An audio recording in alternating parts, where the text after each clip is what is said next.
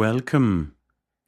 This video belongs to Challenging Words, a series focusing on words and expressions that may present difficulties for learners in terms of meaning, use or pronunciation. Challenging comparisons. 1. Using good and bad points. The report lists several good and bad points about the new safety regulations. A student is required to address positive and negative points, often organizing them into separate paragraphs to ensure a balanced analysis. When we use good and bad points, we usually talk about separate features that are considered one by one. The phrase sounds fairly informal and can seem slightly subjective. Positive and negative points is more neutral and is often used in academic instructions because it encourages a balanced and organized discussion. 2. Avoiding good and bad sides. The essay described the good and bad sides of part-time jobs for teenagers. The essay discussed the advantages and disadvantages of part-time jobs for teenagers. The phrase good and bad sides is often avoided because sides can have different meanings. It may refer to aspects of a topic or opposing viewpoints, which can make the message unclear. Advantages and disadvantages clearly shows that the writer is evaluating benefits and drawbacks in a structured way. 3. Using side to express viewpoints. The essay examined both sides of the argument regarding part-time jobs for teenagers. One side of the debate emphasizes financial independence, while the other highlights potential academic risks. In academic writing, side often represents a viewpoint or position within a debate. Expressions such as both sides of the argument clearly indicate contrasting perspectives. This use focuses on opposing opinions about an issue rather than on individual points, advantages or disadvantages. 4. Using side to express aspects. The essay focuses on the social side of part-time jobs, including their impact on students' relationships and free time. This report examines the financial side of studying abroad, such as tuition fees, living costs, and available scholarships. In this use, side represents one particular area of a topic. Related ideas are grouped together and discussed as part of the same category. In the second example, tuition fees, living costs, and scholarships belong to the financial dimension. They describe the topic itself, rather than providing arguments for or against it. 5. The role of aspect. The positive and negative aspects of retirement include more time for hobbies, greater freedom, and possible social isolation in later life. Researchers must consider the social and economic aspects of the policy before it can be fully implemented. An aspect is one part of a broader topic that can be examined separately from the other parts.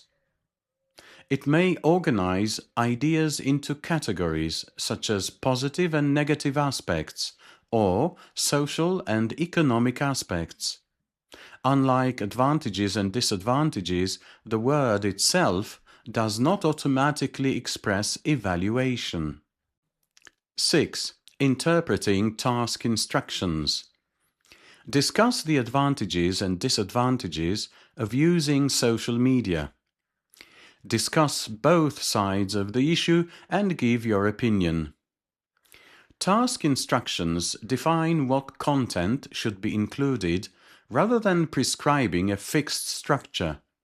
A discussion task requires a balanced presentation of contrasting viewpoints.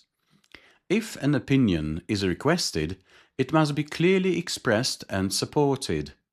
It may appear in the conclusion or be developed throughout the essay, provided it remains clear and consistent.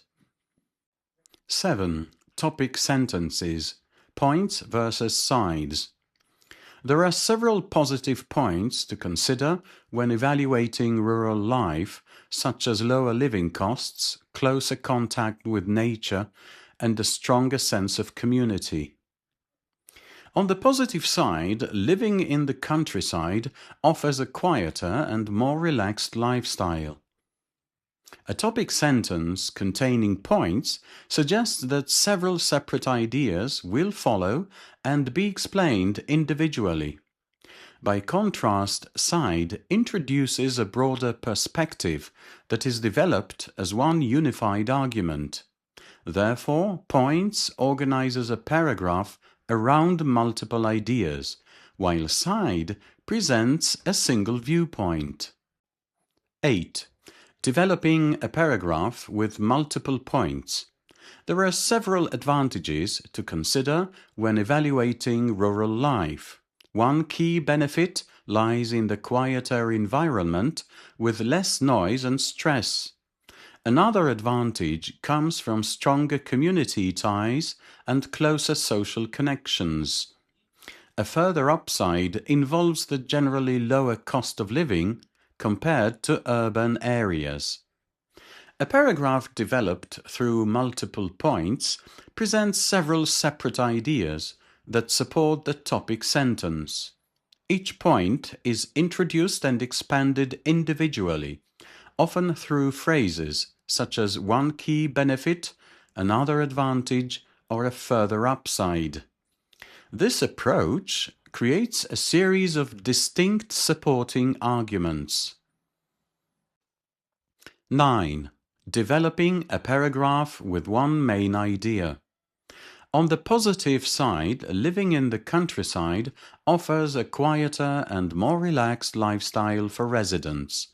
This calmer environment can significantly improve overall well-being. As a result, people often experience lower stress levels and develop healthier daily routines, supported by closer contact with nature. A paragraph built around one main idea develops a single perspective throughout. Rather than introducing separate points, each sentence expands and reinforces the same central theme. This creates a clear and logical line of reasoning in which all supporting details contribute to one overall argument. 10. Using upside and downside. The main downside of revising vocabulary by rote learning is that it can be time-consuming and quickly becomes repetitive. There are several upsides to remote work, including reduced commuting time and lower daily stress. Upside and downside highlight the positive or negative aspect of something. In British English, they are commonly used in the singular to emphasize the main advantage or disadvantage. The plural forms upsides and downsides are also possible when discussing several separate benefits or drawbacks. 11. Signaling points, standard pairs. This essay will outline the major advantages and disadvantages of social media on adolescent development. The committee must carefully weigh the pros and cons of the proposed urban site before reaching a final decision. Expressions such as advantages and disadvantages and pros and cons signal that contrasting points will be examined. These pairs are commonly used to organize the balanced discussions. Advantages and disadvantages sounds more formal, while pros and cons is slightly less formal but remains clear and widely accepted. 12. Signaling points, advanced pairs. Before deciding to relocate, the committee must thoroughly evaluate the benefits and drawbacks of the proposed urban site. A thorough evaluation of the policy requires an analysis of both its merits and demerits regarding long-term economic growth. For a more formal and sophisticated tone, writers may choose pairs such as benefits and drawbacks, or merits and demerits. These expressions are common in advanced academic and professional contexts. They perform the same function as advantages and disadvantages while providing greater variety and demonstrating stronger vocabulary control.